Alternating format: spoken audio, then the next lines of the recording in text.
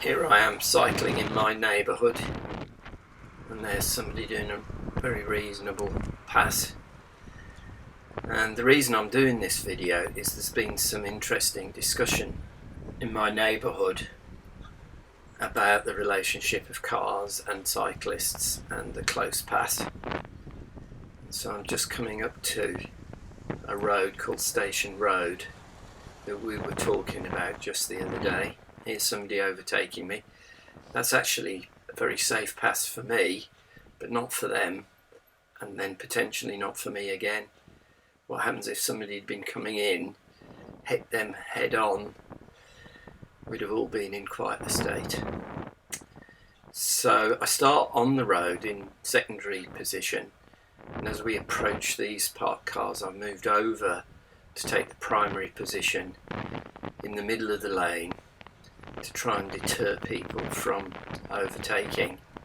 And successfully, that's what happens initially. Thank you, sir or madam. They were comfortably giving me lots of room, and then I returned to the secondary position and then out again as I pass these cars, back in again till secondary. You can see that anybody can pass, and here's somebody who's doing that. And I usually say thank you to people who are making a safe pass. We're now coming up to other parked cars, so I move over into primary to say to the oncoming, it hasn't worked, has it? Because in spite of the fact that I'm occupying the road, somehow they think they can occupy the road as well. I just don't understand how we're invisible to them. So I was really forced back into the gutter. That could have been very dangerous.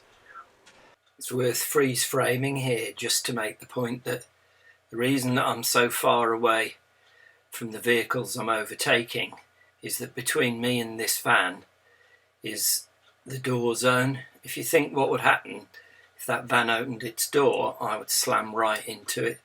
So I'm always away from the distance in which that car door or van door would open. That's why often cyclists are, in your view perhaps, too far over in the road.